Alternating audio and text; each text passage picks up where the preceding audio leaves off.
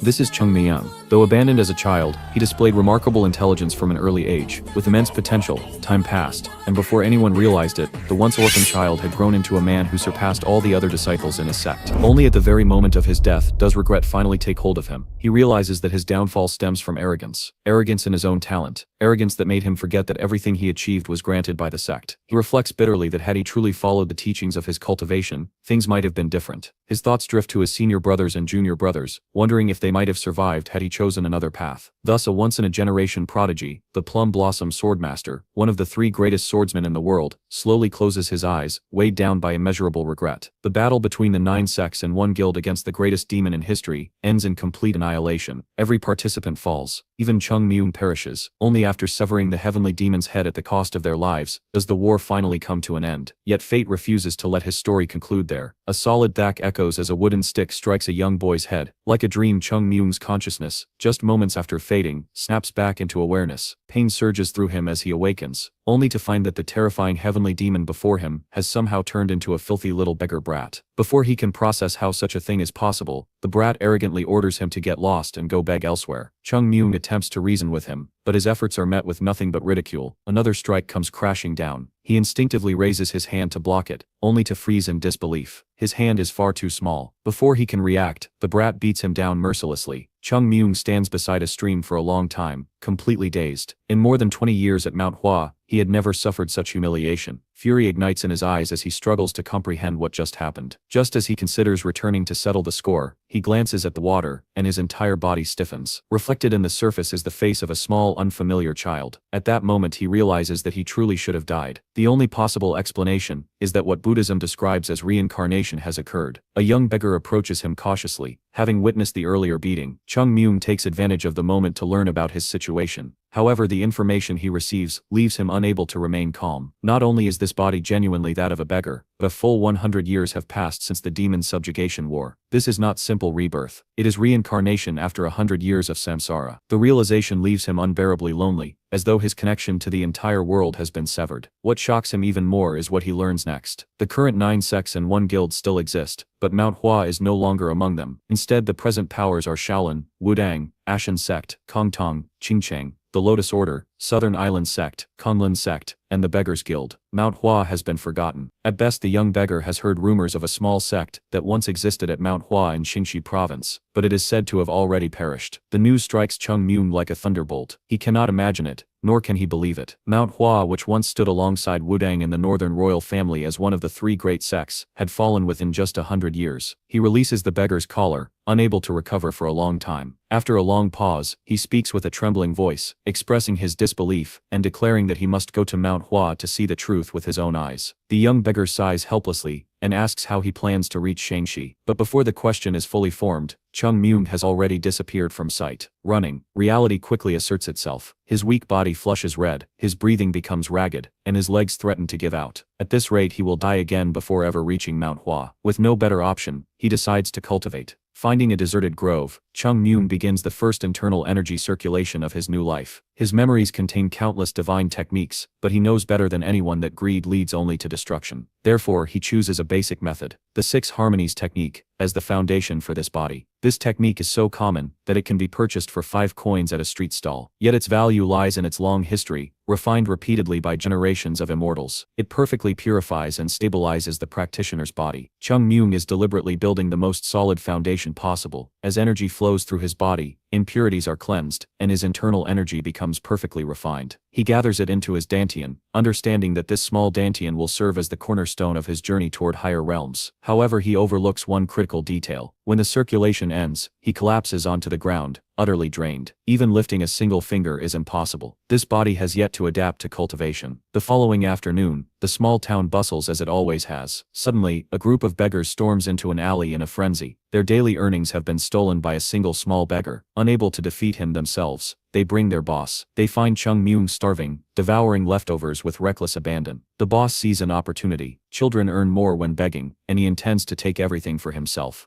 Unfortunately for him, Chung Myung has already begun adapting to his body. These people pose no threat. With only a few punches, the three men are beaten into complete submission by the young boy. As dusk approaches at Manhwa, an elderly man opens his window to let out mosquitoes. Suddenly, a disciple announces that a child wishes to see him. The sect residence is worn and dilapidated, clearly a shadow of its former self. Yet the old man's face remains calm and dignified, exuding a quiet composure. The visitor is none other than Chung Myung. After enduring countless hardships, he has finally returned to his former home. He formally declares his intention to join Manhwa sect. The old man studies him with meaningful eyes before asking whether the child has been informed that Manhwa no longer accepts disciples. After receiving confirmation, both elders turn their attention back to the boy. They never imagined that beneath Chung Myung's bright smile, his heart is blazing with fury. When he first arrived at Manhwa in this body, he had felt genuine happiness. Though the mountain path was treacherous, he had endured worse. However, upon reaching the mountain gate, he discovers that the Manhwa plaque has completely vanished. The very plaque his senior brother once polished spotless every morning. His commotion draws the attention of a disciple inside. The disciple confirms that this is indeed Manhwa. Seeing the approaching nightfall and unwilling to send the child back down the mountain, he brings Chung Myung inside the sect. Thus begins the return of the demon to his fallen home. What should have been a magnificent training ground is now nothing more than a ruin. Even the floor tiles have been pried away. The heavenly palace that once stood proudly on the left side of the gate has vanished as if by magic, leaving behind nothing but bare ground. The disciple understands all the reasons behind this devastation, yet shame prevents him from explaining them clearly to the boy. All he can manage to say is that the heavenly palace is Manhwa's glorious scar. Hearing this, Chung Myung's heart softens. He reflects inwardly that there is no justification for blaming them after seeing the effort they put into keeping the dying sect alive for so long. When the two arrive at the Yueyuan temple, the place used to receive guests, the disciple explains that Manhwa follows the Tao tradition. Since its founding, it has always honored the principle of hospitality. Visitors are expected to pay respects to the ancestors first. However, the moment Chung Myung steps inside the hall, he is completely stunned. The golden candlesticks that once stood there, the ancestral scrolls, the hall filled with paintings and calligraphy, every single item is gone. More importantly, the fragrant white plum blossom and the purple cloud divine sword that once stood beside the memorial tablets, plain yet embodying the very essence of Manhwa, are gone as well. The disciple explains plainly that a merchant took a liking to them, and so they were sold. A dull thud echoes as Chung Myung weakly collapses to his knees.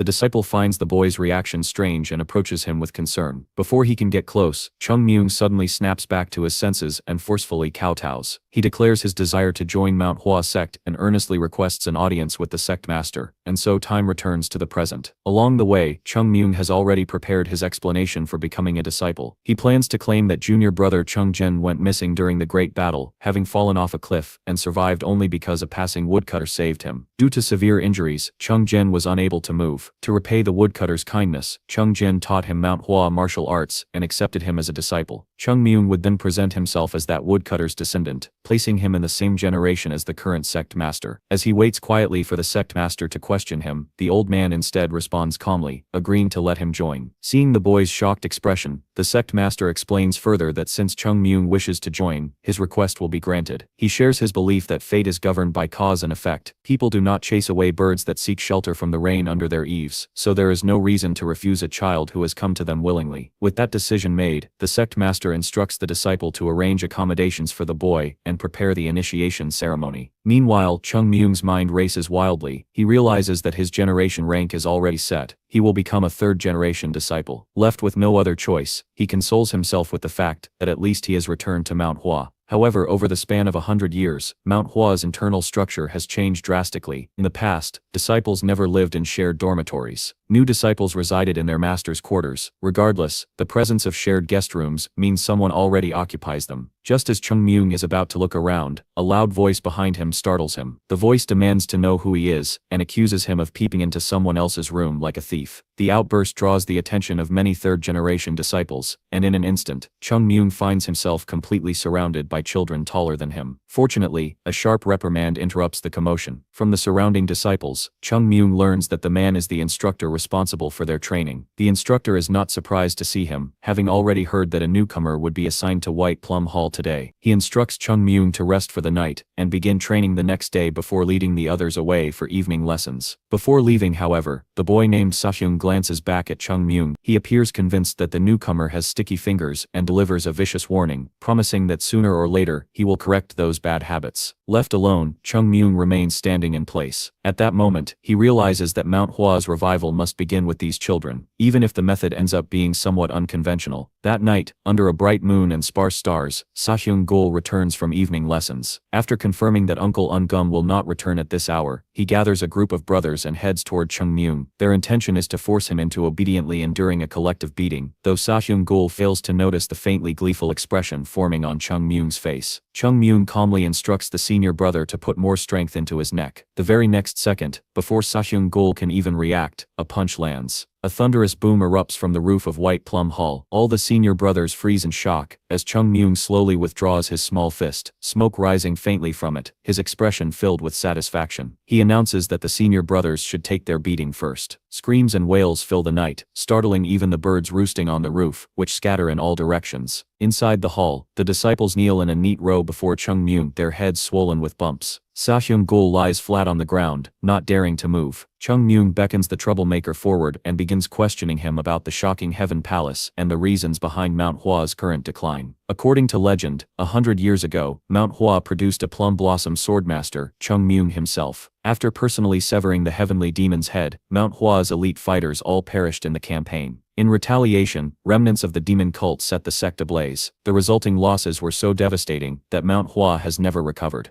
At that realization, Chung Myung freezes. This means that the true cause of Manhwa's downfall was none other than himself. The following morning, burdened by heavy thoughts, Chung Myung awakens without having slept deeply at all. At that moment, a senior brother carefully calls out to him, addressing him as junior brother. Chung Myung opens his eyes. It turns out that Uncle Ungum is notifying everyone to gather at the third training ground. When Chung Myung arrives and sees the senior brothers practicing swordplay in neat orderly formations, he is rendered speechless once again. The previous night, he had already realized that these children's foundations were extremely weak. Learning swordplay at this stage is like reciting scriptures before learning how to read. Though it may appear that they are progressing faster than others, such advancement is nothing more than a fleeting flash in the pan. At the same time, confusion weighs heavily on Chung Myung's mind. Manhwa's decline can only be described as catastrophic. In just 100 years, even the training system has deteriorated to this extent. He turns to a senior brother beside him and asks what else they have learned, aside from this sword technique. He immediately regrets asking, when he hears that Manhwa's most exquisite sword technique is now called the equilibrium sword technique. Chung Myung almost suspects that his ears are deceiving him. Back then, his senior brother, the sect master, had clearly stated that the equilibrium sword technique no longer resembled Taoist martial arts, and that its power was far too weak. Chung Myung had deeply agreed and even suggested that the technique be eliminated entirely. That decision had been settled long ago, yet now the disciples are still learning it. This realization makes his heart sink further. Could it be that the 24 moves plum blossom sword technique has truly been lost?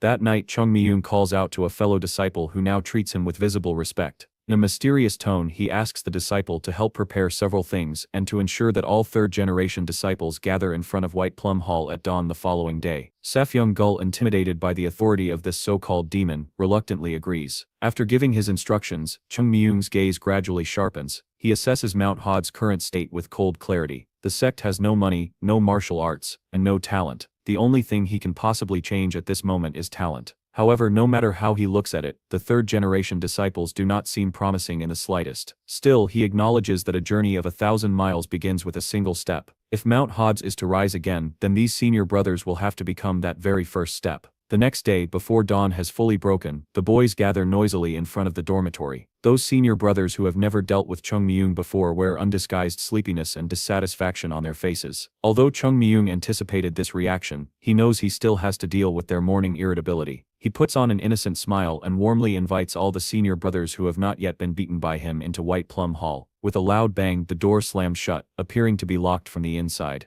The group remaining outside suddenly feels a sense of relief. After all, none of them want to become the early worm that gets eaten by the bird. After the dormitory building shakes violently for a while, the children who were brought inside are finally released by Chung Myung. Each of them stands straight in front of him, posture rigid, as if they have just completed a brutal round of boot camp. Only after confirming that they are all obedient does Chung Myung clasp his fists and announce that they will train together every morning from now on. As dawn breaks and the sun begins to rise, Uncle Ungum grows puzzled. The little ones have not come to pay their morning respects as usual. He wonders whether the arrival of the new disciple has led those rascals to perform some strange ritual and oversleep. Already planning to scold them severely, he heads toward the training ground. Upon arrival, the man in his 30s freezes in disbelief. He cannot understand why his once adorable disciples now resemble pitiful little beggars. He grabs one disciple who has not yet collapsed, demanding to know what happened. The disciples exchange glances with one another, yet none dare to speak the truth. This silence makes Ungum's heart skip a beat. What could possibly make these children hesitate even in front of their uncle? A quick glance tells him it is not Gull behind this. Following their gazes toward the platform, he sees a young man carrying a wooden sword with massive stones tied to both ends, stones that appear heavier than the boy himself. He hears Chung Myung exhale deeply through his swollen face while counting aloud. At first, witnessing Chung Myung's shocking training intensity fills Ungum with worry. He fears the child might collapse at any moment and quickly calls for water, urging Chung Myung to rest. He then asks what led to such extreme exhaustion. It would have been better not to ask. The explanation makes Yoonjin realize something extraordinary. He explains that the senior brothers were simply filled with enthusiasm, and because it was the first day, things may have gone a little overboard. Meanwhile, the disciples frantically signal him with panicked expressions, clearly terrified of the boy standing before them. Ungum understands everything. Initially, he had worried that the boy might bully the weak, which would go against Taoist principles. He had planned to issue a warning, only to discover that Chung Myung not only respects hierarchy, but also claims he will strictly follow the instructions of the eldest senior brother. Despite having single-handedly subdued all third-generation disciples, he used nothing but discipline to drive their training forward. With that realization, Ungum finally breaks into a grin. This child is far from ordinary. Ignoring the pleading looks from the disciples, Ungum strides away from White Plum Hall. From this moment on, Chung Myung's demon training plan officially begins. That evening, a cool night breeze passes through the sect, yet an unusual scene unfolds in the disciples' dining hall. Though the children are dressed in martial attire, they are so weak they can barely lift vegetable leaves. The less refined ones have already abandoned table manners entirely, resorting to eating with their hands. Joe Gull, once the school bully, seems completely indifferent to the noise and complaints filling the room. Despite his own exhaustion, there is no dissatisfaction in his eyes. The same is true for their eldest senior brother. Propping up his weary body, Joe Gull calls out to the senior brother eating alone. The two of them leave the dining hall together and face the evening breeze in silence. After a long pause, Joe Gull finally asks what he thinks of Manhwa.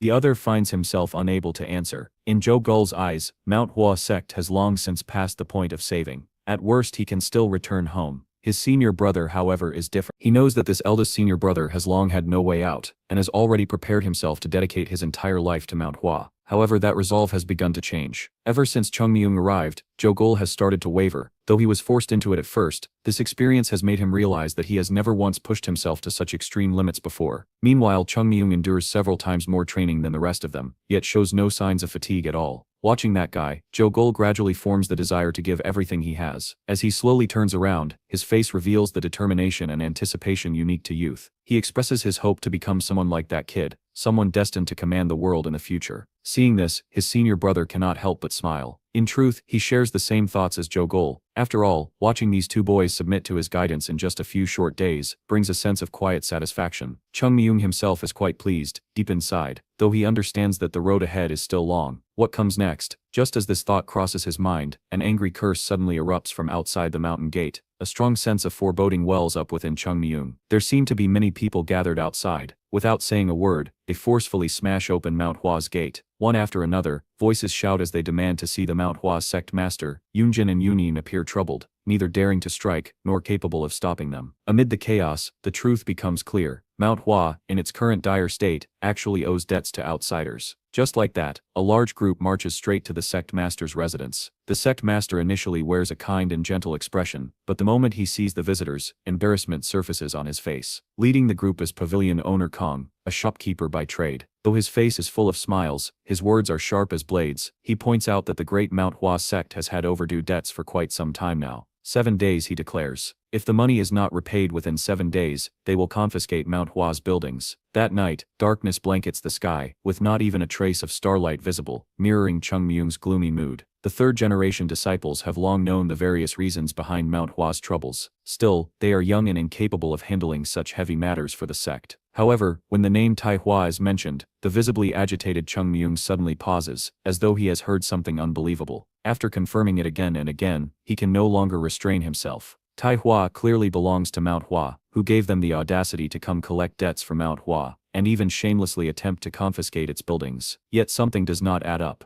If Taihua already belongs to Manhwa, why would Manhwa borrow money from Taihua in the first place? Chung Myung's eyes flick toward Jogol, signaling him to bring what he has prepared. In the blink of an eye, Chung Myung changes into an assassin's outfit. At a glance it is difficult to recognize which handsome young man he truly is. With the helpless looks of the two senior brothers behind him, Chung Myung slips out of Manhwa under the cover of darkness. Wayne County is not far away. This small county at the foot of the mountain has flourished for hundreds of years, thanks to Manhwa's presence. Yet now, the place is filled with song and dance. Looking again, no one would associate this lively scene with the impoverished Manhwa sect. Every old shopkeeper here, if traced back far enough, actually has connections to Manhwa. But listening more closely, the ruthlessness in their words becomes evident. In their eyes, Manhwa is now nothing more than fish on a chopping board. Among them, shopkeeper Kong appears to know even more secrets than the others. He insists on confiscating buildings that do not seem valuable on the surface. What he truly desires is Manhwa's terrifying history, something worth thousands, even tens of thousands of times more than the remaining wealth on the mountain. After several rounds of drinks, they all grow intoxicated, drunk on the thought of the fat sheep about to fall into their hands, drunk on wealth that could last them a lifetime. Shopkeeper Lu of the plain cloth workshop hums a tune as he stumbles out, his unsteady steps filled with excitement. Suddenly, a figure appears within his blurred vision. Slightly startled, he sobers up a bit. He realizes he may have encountered a robber, yet confusion follows immediately. Why is it just a little brat? Chung Myung, however, appears utterly confident. He explains that he is not there to rob anyone, but merely hopes the other party will honestly answer a few questions. Hearing this, shopkeeper Lu bursts into laughter. He boasts about how many people work under him, adding that even if he wanted to go out alone, it would be impossible. After saying this, and as if unable to bear witnessing the miserable state of the child before him, he turns his back. He orders his subordinates to handle the brat's questions, and to be rough if necessary, so long as they do not affect his ability to speak. With his back turned, shopkeeper Lu sighs about his own kindness, all while wondering which rival could have sent such a foolish brat. Moments later, a calm voice sounds from behind him, commenting that it was a bit excessive. Shopkeeper Lu freezes in shock, and immediately turns around, only to see that the little brat has already knocked down all of his guards. He hears the other casually beckon him over. Chung Myung's voice grows deeper as he reminds him that as long as he obediently answers the questions, he will not be hurt. However, since resistance was chosen, a beating is unavoidable, though Chung Myung assures that he will still be able to talk afterward. After investigating, Chung Myung learns that these properties originally belonged to Manhwa. Not only does Manhwa lack the necessary proof, allowing them to deny ownership, but they also lent money at several times, even dozens of times, the normal interest rate during Manhwa's moment of crisis. They calculated that the sect would never be able to repay the debt, leading directly to the current situation. Even with this knowledge, Chung Myung finds himself unable to immediately change anything. As a result, the great Plum Blossom Swordmaster lies on his dormitory bed, scratching his head in frustration. His thoughts drift back to his senior brother, the sect master from 100 years ago. Every time Chung Myung sought him out, that man always looked guilty, clutching account books as though they were priceless treasures. Suddenly, something feels off. 100 years ago, Manhwa Peak owned far more than just one or two workshops and taverns.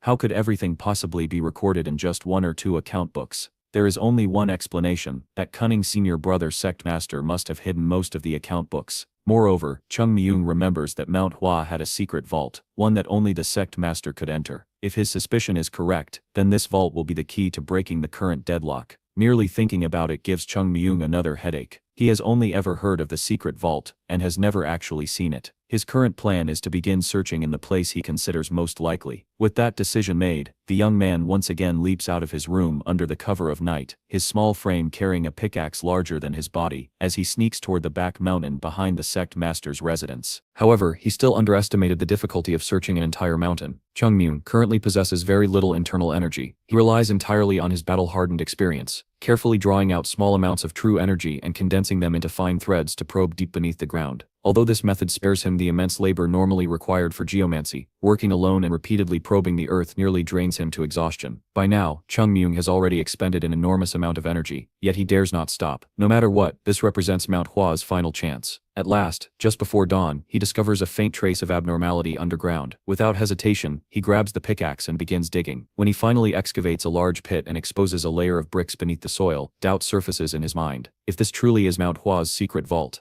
How could it have been constructed using such crude materials? With lingering suspicion, Chung Myung pries up a stone brick and peers inside, only to realize that what he uncovered is merely a passage leading toward the vault itself. At that moment, a presence slowly approaches through the darkness. Gradually, Chung Myung recognizes the figure. It is the sect master. The man stands quietly before the vault's massive door, placing his palm against its seemingly thick surface. After that, he lowers his head, making no attempt to open it. After a long silence, understanding dawns on Chung Myung. The sect master is not choosing inaction. He is incapable of acting. As the pillar supporting the entire sect, he has no choice but to shoulder that pain and helplessness alone. As a faint ray of morning light spreads across the distant horizon, the sect master departs in solitude. Chung Myung silently drops down from his position, watching the direction the man leaves. He remains quiet, then turns his gaze toward the tightly sealed door. He does not know whether hope for the sect's survival lies behind it. But at this moment, both Chung Myung and Manhwa have no path of retreat. When the young man attempts to force the door open using compressed internal energy, it does not budge in the slightest. Instead, his refined true energy rebounds violently back at him. A sense of dread wells up in his heart. This realization borders on madness. This door is likely forged from 10,000-year cold iron. Judging from the rebound force alone, its thickness must span at least the width of a hand. Even the greatest master alive might only barely split it open. Only now does he fully understand why the sect master never once considered opening this door. Still, recalling his senior brother, the sect master from 100 years ago, Chung Myung knows that even he was unable to breach this cold iron barrier. That means there must be another method. With renewed focus, Chung Myung carefully examines the door. What he discovers shocks him to the core. The dense sword patterns engraved upon its surface actually contain the 24 moves plum blossom sword technique. Embedded within are bamboo leaf hand, 6 harmonies fist, and even purple cloud body protection energy. This door itself embodies the method required to open it. If it were his former self, accomplishing this would have been trivial. But now, he possesses only peak-level experience within a severely weakened body. To execute so many of Manhwa's foundational martial arts in a single flow leaves him with only one option, the most dangerous one imaginable. Touching his abdomen, Chung Myung steels himself, treating it as cultivation, deciding to use only the smallest trace of innate true energy. Innate true energy is the life force every person is born with to sustain existence. Bloodshot veins spread across the young man's eyes. The moment he raises the wooden sword, blood begins to seep uncontrollably from the corners of his mouth. As the sword movements gradually unfold, his body and internal energy reach their absolute limits. His motions slow to a crawl, accompanied by the sound of the sword handle cracking under strain, yet stopping is no longer an option. At this moment, Chung Myung embodies the plum blossom sword master. With sheer willpower, he barely completes the final movement. His body collapses, kneeling heavily against the ground, just as the door emits a deep grinding groan. With a sharp crack, it slowly swings open before him. But before he can feel relief, blood surges violently from his throat once more. Gasping for breath, he realizes the truth. Recovering from this exertion will require at least 2 months. Even so, he cannot afford to care about that now. Stepping forward, Chung Myung enters the secret vault, only to find that it is scarcely larger than a palm-sized room. There are no divine weapons, no dazzling treasures, only 3 pitiful bookcases. The sight alone reflects just how far Manhwa has fallen. Yet when he pulls out a journal, realization strikes him like lightning. The entire cabinet is filled with ledgers from Manhwa dating back 100 years. Crimson excitement flares in his eyes, as he stuffs the documents into his robe until it bulges in every direction. Still, doubt lingers. Could the sect leader's vault truly contain nothing but papers? Scratching his head, Chung Myung turns toward the second bookcase and pulls out another journal. Inside, he discovers a hidden collection of martial techniques his senior brother desperately preserved. It becomes clear that the old man was deeply sentimental. If the left bookcase represents the duties of Manhwa's sect leader, then the middle one contains his worries and affection for the sect itself. That leaves the final bookcase. Chung Myung slowly unfurls the only scroll within it. Beneath the opening line, "For the sect leader's eyes only," are nearly 1,000 densely written words of instruction. The message speaks of Manhwa's true teachings. A sect leader's role is not to command the entire sect, but to nurture its disciples and provide them with sustenance. One must never attempt to bind their souls or spirits. Whether Manhwa declines or rises to prosperity beneath the heavens, Manhwa remains Manhwa. The ancestors' will must be passed on to future generations. 21st generation sect leader, Chung Myung staring at the dense passage. Chung Myung reads it with rare focus. To him, this scroll resembles his senior brother's final testament. Though he found no immediate wealth, this haul alone is enough to turn the sect's fate around. Yet just as he prepares to leave, something feels off. He freezes and looks back. The arrangement of this room feels unbalanced. His senior brother had always possessed severe obsessive tendencies. That final bookcase, something is wrong. Acting on instinct, Chung Myung grips it with both hands and forcefully lifts it aside, revealing a hidden chamber beneath, glowing with golden light. His jaw drops. What a cunning fox. The hidden chamber is small, so cramped that even he cannot stand upright within it. but his eyes sparkle like stars. Inside lie mountains of gold bricks, countless precious swords, and piles of secret manuals and gemstones he has never seen before. Before he can dwell on the matter any further, Chung Myung hears Yoonjin shouting urgently from outside. When the sect leader opens the door, Yoonjin hesitates, insisting that the sect leader must personally see something with his own eyes. Yoonjin is normally calm and composed, so witnessing him in such a state leaves the sect leader with no choice but to suppress his concerns, and follow him toward the mountain peak where the third-generation disciples usually train. Along the way, the sect leader sees children sprawled across the ground, barely conscious, some even collapsed where they stood. His heart tightens in disbelief. Even as Yoonjin explains that the disciples merely pushed themselves too hard during training, the sect leader struggles to accept such an explanation. However, when they finally reach Chung Myung, his shock deepens further. The boy's face is deathly pale, his body trembling uncontrollably, weakened to the point of resembling a walking corpse from the severe depletion of innate true energy. Before the sect leader can utter a single word, Chung Myung weakly raises his hand, gesturing for him to look ahead. In the next instant, a golden radiance surges forth like divine light descending from the heavens. The overwhelming aura presses down so heavily that the sect leader nearly forgets how to breathe. Before his eyes lies a full sack of gold bricks, accompanied by a neatly stacked pile of pristine swords. To the sect leader, this cannot simply be described as timely rain, it is nothing short of a miracle that saves Manhwa from the brink of destruction. Then his gaze lands on the journals. If these ledgers are genuine, their value far exceeds that of the gold itself. The sect leader instinctively reaches for one, only to freeze mid-motion, becoming as cautious as a startled kitten. The thought of damaging even a single page makes his scalp tingle. Death itself would not be enough to atone. His thoughts race wildly, yet his trembling hand unconsciously shifts toward the sword manuals instead. With only a brief glance, his trained eyes immediately recognize them as authentic master-level techniques. What shocks him even more is that these are Manhwa's long-lost martial arts techniques that vanished over 100 years ago. The overwhelming impact proves too much. With a dull thud, the sect leader collapses on the spot. When he awakens a day later, drenched in cold sweat, and clutching 7 Plum Blossom sword records tightly against his chest, panic seizes him. Doubt floods his mind as he desperately wonders whether everything he saw was merely a dream. In a frenzy, he verifies the journals one by one and urgently summons financial officials from nearby counties to authenticate the ledgers from Hunyang County. Only after their confirmation does the 60-year-old sect leader finally break down in tears. Heaven alone knows how long he has borne this crushing burden in solitude. That child, he truly is Manhwa's heaven-sent fortune. Without hesitation, the sect leader issues an immediate order. Messengers are dispatched to Hunyang County, summoning every shopkeeper involved to Manhwa without delay. Several days later, merchants arrive one after another at the battered mountain gate. Most assume Manhwa intends to beg for an extension on its debts. Some feel conflicted, remembering that this sect protected them for generations. Others harbor nothing but greed. Kong the gorilla, however, carries only malice in his heart. The merchants are led into the sect leader's residence. Wearing a gentle and composed smile, the sect leader receives them with courtesy, expressing appreciation for the effort they made to come and inviting them to have tea. Kong the gorilla scoffs openly, pressing to skip all pleasantries and address the debt directly. The sect leader nods slowly and lets out a sigh. He explains that Manhwa has exhausted every possible option. Raising 100,000 taels within the deadline is impossible, and he can only repay a portion of the debt for now. He then humbly asks whether anyone present possesses the compassion to extend the deadline. With that, he bows deeply, lowering himself without hesitation and pleading for Manhwa's survival. From a distance, Chung Myung observes in silence. Though his body remains weak, his eyes gleam with sharp curiosity. He wonders whether this display is a carefully laid trap or a sincere plea. As the sect leader, does this man truly possess such resolve? Gong Wenlian presses the matter further, refusing to relent. The sect leader straightens his back. He makes it clear that his appeal is not directed at a single individual, but at everyone present. Though Manhwa has declined, that does not mean no one stands with it. Should anyone choose to help Manhwa through this crisis, repayment will be sworn in Manhwa's name. At that moment, shopkeeper Lu steps forward.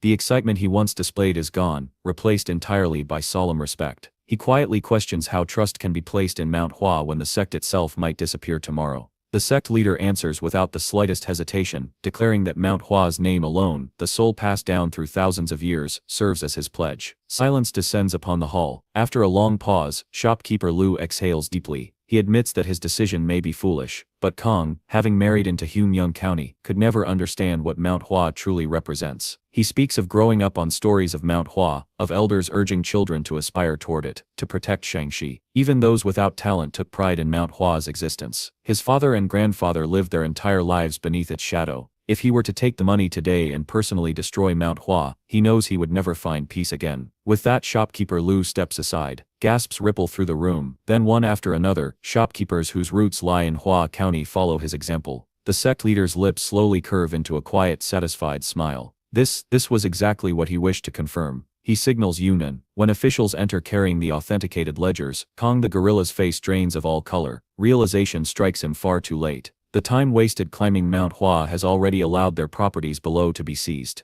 The sect leader's voice turns cold. He states that Mount Hua showed kindness for generations, yet that kindness was repaid with betrayal. Therefore, using these ledgers, all ill-gotten wealth will be confiscated. Gong Wenlian grinds his teeth in fury. Still, mercy is granted. Each offender may take a single cart of personal belongings and leave Huayan County forever. Those who stood with Mount Hua may continue managing the businesses under Mount Hua's banner and will be properly rewarded. The sect leader then instructs them to move inside to discuss the finer details. The next morning, Chung Myung learns that Gong Wenlian is being allowed to leave with his possessions. Alarmed, he skips breakfast and rushes down the mountain. Fortunately, officials are thoroughly inspecting the departing group, preventing them from leaving quickly. But Gong Wenlian is far from finished. Chung Myung arrives just in time to hear him sneer, declaring his intention to seek higher authorities and accuse Mount Hua of forging its ledgers. Chung Myung's gaze darkens instantly. So that is his plan. This development makes the boy, who originally only intended to rob them, grow far more cautious. Shopkeeper Kong, however, finds the situation amusing. Seeing Chung Myung hunched over and dressed like a bandit in broad daylight, he laughs inwardly and waves his hand dismissively, warning that attempting to rob their possessions would only result in a meaningless death. Chung Myung is straightforward. He bluntly tells the man that the possessions do not belong to him alone but are shared property. When he hears that the other party is from the Manhwa sect, he reacts with irritation, thinking it is perfect timing. He had been unable to swallow his anger anyway, and since they came looking for trouble, he orders them to be killed. Multiple thugs immediately draw their swords and rush forward, closing in on the boy at tremendous speed. Chung Myung merely casts a lazy glance before instantly leaping into the air. He meets the one charging at the front head-on mid-air. The sound of repeated strikes echoes non-stop, and the screams of the attackers arrive all at once as the boy lands. He coldly conveys that since ancient times, no one who ignored him had ever managed to keep all their limbs intact. Chung Myung does not even bother drawing his sword, as he has no intention of deliberately killing them. However, the scene fills shopkeeper Kong with deep alarm. He orders the remaining thugs to stand down and slowly steps forward himself. With each step, a purple light suddenly bursts from Kong's body. He admits that he never expected Mount Hua to still have someone like this, and realizes that something about Chung Myung had felt off from the beginning. He acknowledges the mere county shopkeeper should not possess such an aura, but assures himself that he will at least leave Chung Myung able to speak. With a thunderous crash in the forest, the imposing Kong strikes, only to hit empty air. As a martial artist, he understands well that even a lion uses its full strength to catch a rabbit. Because Chung Myung instantly defeated the guards, Kong holds nothing back. Yet no matter how hard he attacks, he cannot touch his opponent. Chung Myung, facing him like a raging storm, calmly uses his sword pommel to press perfectly against the precise moment when Kong's internal force-laden fist is about to erupt. The blocked force immediately rebounds, completely damaging Kong's right hand. Chung Myung casually remarks that Kong is far too slow and advises him to quit while he is ahead. This only makes shopkeeper Kong grind his teeth in fury. Secretly, he channels energy through his feet, sending a shockwave of internal force toward Chung Myung. However, the attack passes straight through the boy's figure, as if striking nothing but air, exploding somewhere in the distance. By the time Kong realizes it, his opponent has already vanished. This only leaves Kong more baffled. From personal experience, he knows Chung Myung is neither stronger nor faster than him. Judging by raw power alone, Chung Myung would not even compare to 10% of his own strength. Yet every time at the most perfect moment, Chung Myung uses the most precise force to overturn the entire battle, as if he can predict every move in advance. This makes it impossible for Kong to even gauge how strong his opponent truly is. He comes to the horrifying conclusion that this man is undoubtedly a monster. Chung Myung rolls his neck and announces that he had planned to play around a bit longer, but has grown tired. As he speaks, he charges forward. Seeing his left knee about to be struck, Kong hastily drops into a defensive stance, only to have his shoulder injured instead. Before he can understand what happened, his head is targeted next. He instinctively raises his arm to block, but what appeared to be a slashing motion suddenly turns into a thrust. The sharp pain in his throat twists his entire face as he staggers backward dozens of steps. Kong cannot comprehend it. He clearly sees the movements, yet he cannot dodge even a single strike. As the attacks continue, fear grips him. He realizes that if this goes on, he will truly die. What terrifies him most are Chung Myung's eyes, which carry the unmistakable look of someone who has slaughtered countless enemies. A crisp sound of a sword being drawn rings through the air, as the boy raises raises his blade to strike again. Panic overwhelms Kong. In that instant, a blue palm force shoots skyward from the forest. Even after the dust settles, electric arcs linger around his palm. He can no longer restrain himself and unleashes his ultimate technique. Tai Godly Palm. Chung Myung immediately recognizes the origin of the technique and identifies him as being from the Southern Edge sect. Seeing Kong's face filled with regret and frustration, Chung Myung realizes that he had grown careless. Facing someone from Manhwa, Kong should never have revealed his sect's martial arts, even if death awaited him. Still, Chung Myung grins as merely confirming the involvement of the Southern Edge sect is more than enough for him. What Chung Myung did not expect was that although the martial world of the past had been ruthless, it had never been this shameless. Major powers like the 9 sects one guild no longer relied solely on martial force but instead used wealth to crush other sects. Kong Wen remained silent for a long time before suddenly stating that this situation might not necessarily be a bad thing for Manhwa. Having lost its martial heritage, Manhwa could never return to its former glory, and its downfall was only a matter of time. He simply wished to end this dying sect quickly. Chung Myung stares at him as if looking at a dead man and questions whoever claimed that Manhwa lost its martial heritage. He dismisses Kong's attempt to justify his actions with words, stating that he might as well admit he simply wanted Manhwa destroyed. Regardless, as repayment for revealing the Tai Divine Palm, Chung Myung decides to show him something interesting. If Kong can figure out what it is, it would be amusing. He also makes it clear that the message should be properly reported back to whoever sent him. Chung Myung's sword blade sways gently. Kong does not even dare breathe heavily. The sword thrusts forward as if multiplying, yet it does not pierce his body. Instead, Kong's clothes split apart like tofu under a blade, leaving him utterly confused. He cannot understand what Chung Myung is trying to do. Through the wind, Chung Myung's voice faintly carries poetic words about plum blossoms blooming in snow, emitting the richest fragrance. He speaks of Manhwa enduring winter, yet its spirit never being severed, and how when spring arrives plum blossoms will blanket the entire mountain. Kong cannot understand a single word of it. Slowly lifting his head, Kong Wenium is struck with horror as he sees plum blossom petals falling across the mountain. He cannot believe his eyes. The cascading petals gradually converge toward him. At last realization strikes. This is the 24-move plum blossom sword technique, falling plum rain. As Chung Myung sheaths his sword, shopkeeper Kong collapses to the ground. He tears off his mask and spits out a mouthful of blood. In truth, Chung Myung's internal force is far from sufficient to fully execute the plum blossom sword technique, but it is enough to serve as a warning to the Southern Edge sect. Turning around, Chung Myung calls the remaining men over and tells them they now have 2 choices: leave immediately or be beaten before leaving anyway. The 4 remaining men have no will to resist and are already preparing to flee, but Chung Myung calls them back. He questions whether they have any sense at all and refuses to haul 5 carts back by himself. He orders them to convert all the goods into cash and exchange it for bearer banknotes. He warns that if he finds any markings on the notes, they will suffer the consequences. As for reporting to the officials, Chung Myung's gaze turns cold. He stomps the ground hard and tells them they are free to try, but if they do, they must flee to the ends of the earth and never return, because he will never let the matter go. The 4 men are on the verge of tears, unable to imagine any escape from his grasp. In less than half an hour, Chung Myung sniffs the bundle of gleaming banknotes in his hand. Satisfied, he finally returns to Manhwa, and it is still morning. The children have just finished their morning training. Jo Gol, the former school bully, watches everyone complain and for the first time, feels the joy of cultivation. The senior brother has already finished washing up and asks Jo Gol why he is smiling. Jo Gol replies that he simply feels that everyone finally looks like true martial academy disciples. Though Manhwa has always been a martial academy, it is a strange realization, yet the senior brother agrees, as he shares the same thought. He calls for the junior brothers to head back. On the way, Jo Gol's heart remains full of gratitude toward Chung Myung. Since his arrival, Manhwa has truly changed. When they reach the mountain gate, they are surprised to find many unfamiliar faces carrying large and small packages, seemingly engaged in construction work. Entering the inner courtyard, they see Uncle Yoon acting as a foreman, loudly instructing everyone to be careful and slow down. After asking around, they learn that the sect leader is taking this opportunity to thoroughly renovate every hall and pavilion on Manhwa.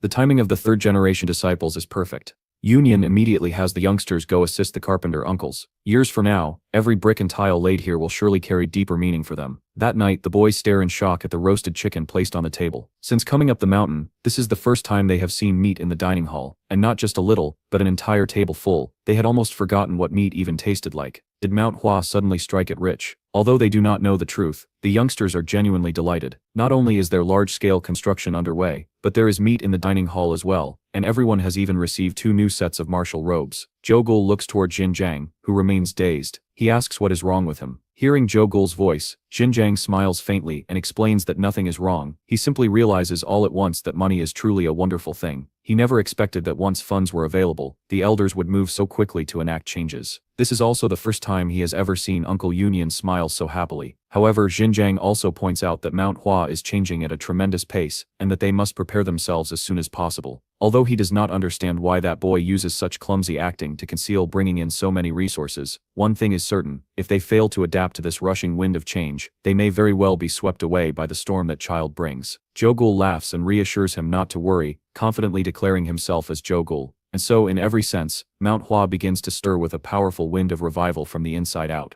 As for Chung Myun, he is soon summoned by the sect leader. Having benefited greatly from the boy, the elders originally planned to reward him with money. However, Chung Myun treats money as if it were dirt beneath his notice. This reaction makes the sect leader's eyes sparkle as he looks at the youngster. What the boy does not know is that there is still plenty of wealth stored in the sect leader's vault. Even if the sect leader were willing to give some away, it would not amount to much. When asked what reward he desires instead, the elders suggest granting him access to martial arts that third-generation disciples are normally forbidden from learning. Yet Chung Myun refuses this as well. He offers a lofty explanation, stating that cultivation should follow proper order step by step. In truth, however, he is troubled by something else entirely. There are still many martial manuals hidden in the vault. Figuring out how to naturally pass those along without raising suspicion is a genuine headache. To avoid further strange reward suggestions, Chung Myun proactively requests permission to freely enter and leave Hunyang County. Doing so would expand his range of activities and make future endeavors more convenient. After much consideration, Shang Jiang ultimately rejects the proposal. His reasoning is simple: he does not wish to break sect rules and risk stirring dissatisfaction. The sect leader's rigid adherence to tradition leaves Chung Myun unable to think of anything else that a cash-strapped Manhwa could realistically offer. Suddenly the boy experiences a flash of inspiration. He brings up his poor health, explaining that the medicine hall diagnosed damage to his vital energy. He asks whether the sect could bestow upon him spirit pills capable of replenishing it. Silence immediately falls over the room. After a moment, Shang Jiang calmly takes a sip from his cup, and then announces that, in the name of the Manhwa sect leader, disciple Chung Myun is henceforth permitted to freely enter and leave Hunyang County. The boy's gaze sweeps across everyone in shock. After delivering the decree, Shang Jiang prepares to send Chung Myun back to rest and recover. Chung Myun hurriedly reminds him that he asked for spirit pills. The sect leader's expression makes it unmistakably clear that even if one were to consume him whole, there would still be no spirit pills to give. Once the door closes, Shang Jiang finally asks the others what they think of the child. Union's opinion is straightforward. He senses no childish immaturity in Chung Myun whatsoever. Instead, the boy even exudes an aura of one who has lived through countless eras. The most plausible explanation must be innate Taoist energy. Shang Jiang's judgment is more cautious. Even children who endured hardship from a young age would not mature to such a degree. It is not that the boy is overly scheming, rather Shang Jiang dares not think further. The martial manuals Chung Myun brought back, supposedly preserved for over 100 years, look as though the ink has barely dried. If this were a conspiracy, the contents would not be so righteous. It seems more likely that someone is deliberately hiding their identity while aiding Manhwa, but who could it be? Meanwhile, the boy who has already departed walks away fuming. He exhausted himself copying manuals by hand, yet did not receive even a single spirit pill in return. Judging from Shang Jiang's reaction, these people have likely lost the art of pill refinement as well. The situation is now serious. Although he knew mobilizing innate true energy would bring side effects, he never expected them to be so severe. If he rests quietly for half a year, this body will undoubtedly miss its optimal cultivation period. A solution must be found. As far as Chung Myun knows, there are only two ways to quickly restore true energy. One is consuming precious spirit pills, the other is receiving energy transfer from someone with comparable internal force. The latter is nothing more than fantasy. He recalls Manhwa in the past, when spirit pills were so abundant they were eaten like candy. More often than not, they were used as hangover remedies. The thought of that era nearly makes him sigh in nostalgia, drinking freely while hiding from the senior brother sect leader. Suddenly, the idea of hangover remedies strikes him. The boy immediately sprints toward the back mountain, even cursing himself for being foolish. This cliff is the highest and most dangerous among Manhwa's 5 sacred peaks. Hidden here is a secret base, known only to Chung Myun himself. Back then, to avoid the sect leader's supervision, he stashed quite a few spirit pills and fine wines here. He briefly wonders why the senior brother sect leader never silenced him permanently. If their roles were reversed, he would have beaten someone like himself to death. Still, there should be spirit pills hidden there. Flying up now is impossible. Descending from the top only increases the danger tenfold. After some hesitation, he decides to proceed anyway. The boy begins his descent, unaware that the cliff earned the name Heartbreak because its surface offers almost no footholds at all. In other words, it is incredibly smooth. He accidentally slips and falls, but fortunately had tied a rope to a tree beforehand. This prevents him from instantly becoming a sacrifice to the earth. However, the cliff's shape bulges outward above and caves inward below, causing his body to swing violently in midair with no way to return. Thankfully, Chung Myung is experienced. He activates the absorption technique, wrapping it around his hand to forcibly adhere himself to the cliff wall. The impact is tremendous. The sound of bones cracking nearly knocks him unconscious. This body is still far too fragile. Even so, the hiding place is close enough to reach, and he believes he can endure. What he forgets is that this is not a dream. During the time it takes him to regain balance, the rope has already worn through. With a sharp snap, the rope breaks, and the boy is flung outward by momentum. He desperately tries to save himself with the absorption technique. His fingers barely catch a crevice before more bones break. Though he cannot fully stop his fall, most of the momentum is neutralized, and he barely lands at the cave entrance. Dizzy and bloodied, he nearly falls off the cliff once more. In the end, luck intervenes. The broken rope becomes lodged in a rock crevice, sparing him from death yet again. Crawling toward the cave entrance, his body covered in wounds, Chung Myung harbors deep resentment toward the Plum Blossom Swordmaster, who chose to hide treasures in such a god-forsaken place. Only someone who trained martial arts until their brain broke would think of doing something like this. Then it hits him. In those days, he must have forgotten something crucial. He himself is that cursed Plum Blossom Swordmaster.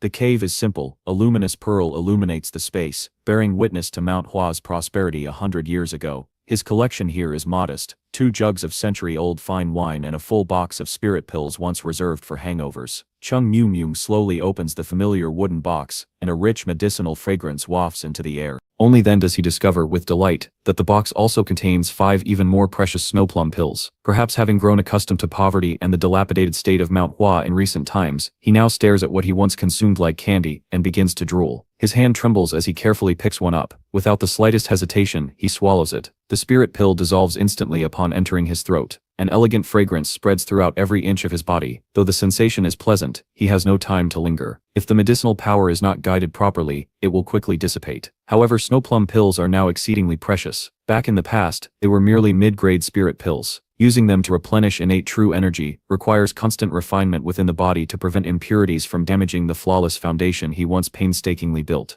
An hour later, he finally refines 2 portions of pure medicinal power. Chung Myung carefully guides them into his dantian. The medicinal energy immediately becomes active like a startled rabbit, rushing straight toward his innate true energy and continuously repairing every deficiency. Moments later, a low rumble echoes through the cave. Chung Myung's entire body is lifted into midair by an unseen force. Yet the youngster's face shows no relief even as his innate true energy becomes fully replenished. A terrifying surge of true energy erupts within him, power that does not belong to him. Inside his body, broken bones and wounds rapidly repair themselves at a visible speed, becoming even sturdier than before. An immature body, after all, can absorb medicinal effects more perfectly. Even the impurities within him are constantly expelled by the overwhelming medicinal force. At this point, the objective of his risky venture has already been achieved. However, the medicinal power of the spirit pill shows no sign of fading. His dantian is forcibly breached by the surging energy. He understands all too well that if this continues, he will fall into a state no different from chi deviation. Unable to allow that, Chung Myung desperately suppresses the violent power raging within him. Suddenly, his mind recalls the words of the senior brother sect leader, that Manhwa enters the Tao through martial arts, that humans follow earth, earth follows heaven, heaven follows the Tao, and the Tao follows nature. Suppression alone can never solve anything. Realizing this, Chung Myung slowly releases his control over the internal force. In that instant, despite knowing how absurd it sounds, he chooses to trust the senior brother sect leader. As his upper dantian swells to the brink of bursting, he dares not imagine the consequences if this power breaks through. His body would undoubtedly be destroyed. The energy inside him resembles a raging flood or savage beast, and his small dantian is utterly incapable of containing it. Reflecting inwardly, he admits that he once believed those words were nothing more than nagging. Yet after 100 years, he finally begins to grasp their meaning. As the boy actively opens his upper dantian, the accumulated power surges outward in its entirety, flooding into his limbs and body. When dawn finally approaches and the sky remains dim, Chung Myung slowly opens his eyes. Still disoriented, he wonders why he is floating.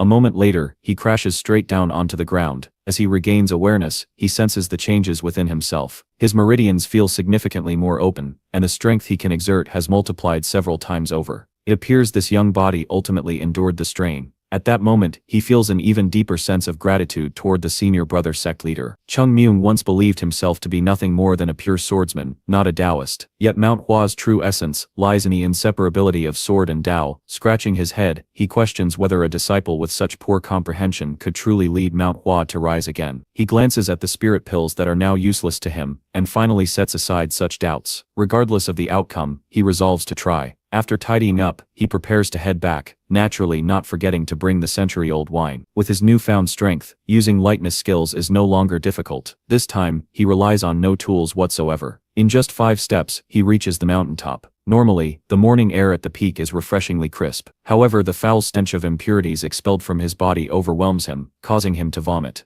Meanwhile, at White Plum Hall, the children once again drag themselves half asleep to morning training. Rumors of Chung Myung's recent frail appearance have already spread among the disciples. Some even claim he suffered chi deviation. Otherwise, they reason why would he appear more haggard with each passing day. Although they still fear his tyranny, a few begin to think that if the rumors are true, ganging up together might finally allow them to overpower him. Jogul worries these fools are about to earn another beating, and considers talking them out of it. However, the senior brother stops him, remarking that when people are itching for a beating, they sometimes need to be reminded what pain feels like. When the gate opens, everyone turns to look. What they see leaves them stunned. Chung Myung stands radiant, brimming with vitality, with no trace of weakness remaining. Panic spreads among the children. Challenging him now would surely end in disaster. Clearly, the young man hears their whispering. Chung Myung announces that he feels deep guilt for being unable to properly oversee their training previously. The children immediately sense danger and hurriedly respond that it is fine. However, Chung Myung continues, stating that although the past cannot be changed, it can be compensated for. If the previous training was insufficient, it can simply be doubled. He points toward Lotus Peak behind the hall and declares that anyone who finishes the last half to the summit late must run it again. The youngsters remain frozen in shock, but the senior brother has already started moving, with Xinjiang following closely behind. Realizing that Demon Myung is not joking, those still standing are jolted awake when Chung Myung adds that the last one to arrive will receive no dinner. In an instant, they dash toward the mountain. In truth, Chung Myung has no intention of punishing them. On the contrary, he rather likes their rebellious spirit. However, rebellion without strength only turns one into a clown. For martial artists, dissatisfaction can only be expressed through power, and that is precisely what Chung Myung aims to cultivate in them. Throughout thousands of years of martial history, countless individuals claimed supremacy through personal strength. Yet a sect that relies on only one powerful disciple can never endure. These children are Chung Myung's most precious treasure in restoring Manhwa's former glory. Unfortunately for them, the already brutal training intensity multiplies several times over. Even Jogul, who possesses the strongest foundation, becomes too exhausted to move. Looking up, he is shocked to see the senior brother still standing. Their abilities are similar, yet senior brother Yin's mental fortitude far surpasses his own. Despite knowing the children have reached their limits, Chung Myung shows no intention of letting them rest. He even orders continued training after lunch, warning that anyone who dares flee will face 10 times the punishment. Days pass in this manner. Although the dining hall now serves hearty meals with meat at nearly every sitting, the children lack even the strength to eat.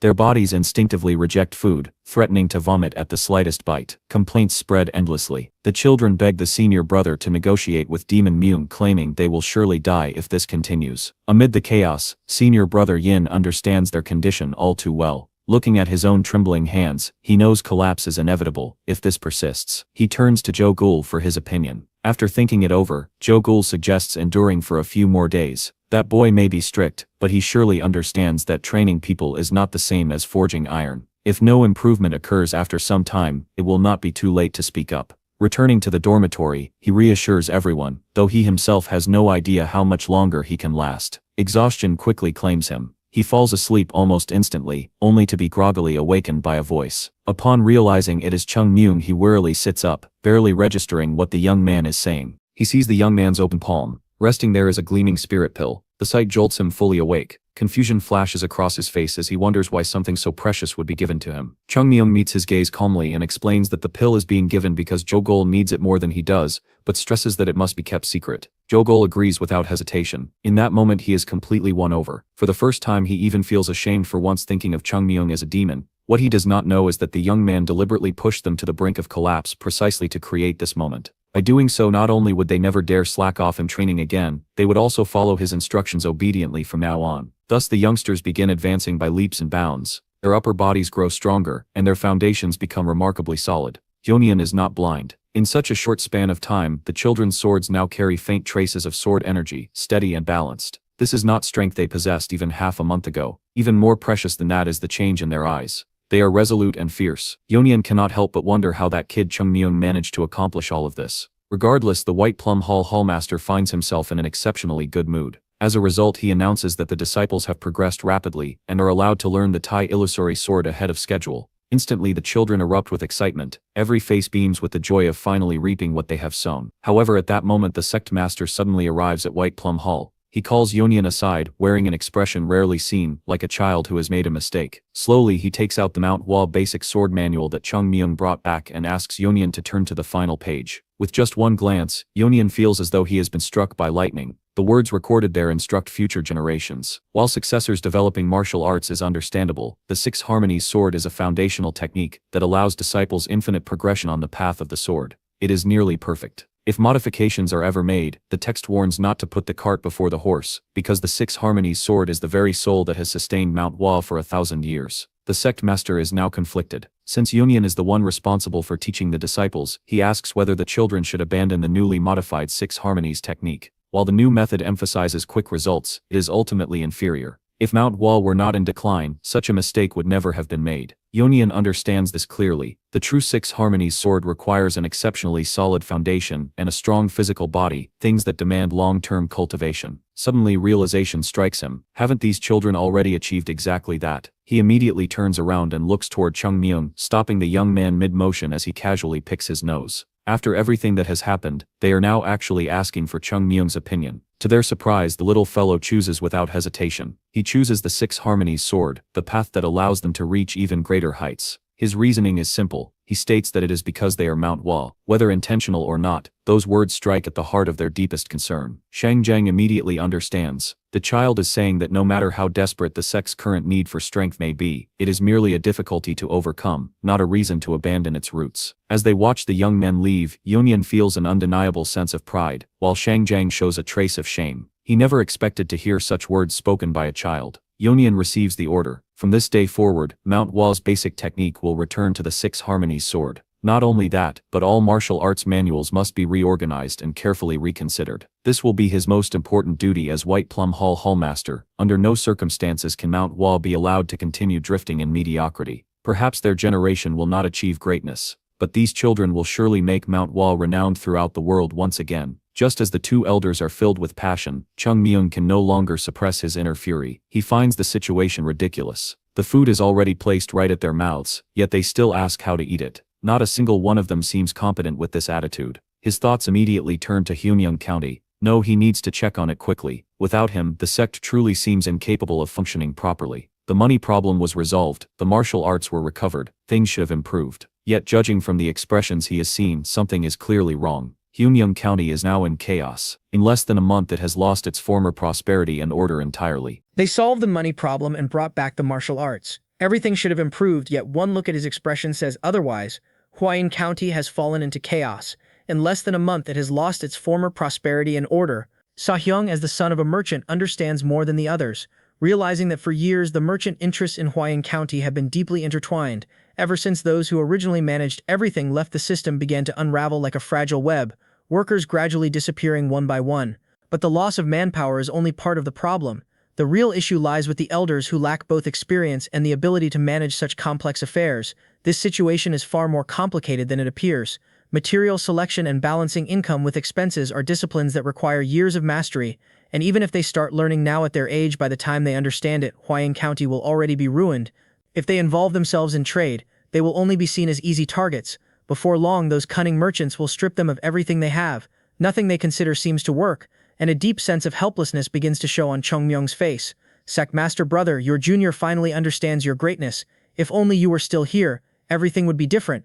At that moment, the young man's stubborn spirit rises again as he asks Sahyung if there is any solution, but the truth is far harsher than he expects. Even though Sahyung's family is involved in business, not even his father could resolve a crisis on this scale. The problems of Hwayong County are far beyond the reach of ordinary merchants. Only a true tycoon with immense power and resources could possibly save it now. It is said that a few years ago, Elder Hwayong once supported Manhwa, one of the most famous tycoons in Xi'anxi, back when Manhwa had not yet fallen into decline, but now he has been bedridden for over a year, and rumors claim he has already lost consciousness, making the current situation seem completely hopeless. Just as Chung Myung sits down in frustration, Sasuke comes to find him, carrying a letter that must be delivered to the sect master, who is currently away doing volunteer work in Hwayun County along with the others. Since Chung Myung appears to be the only one free, Sasuke asks him to make the trip back to the mountain. At first he refuses without hesitation, but the moment he hears that the letter is from the Silver River Merchant Guild of Elder Huang, he immediately changes his mind and accepts the exhausting task, though it is clear he has no intention of actually delivering it.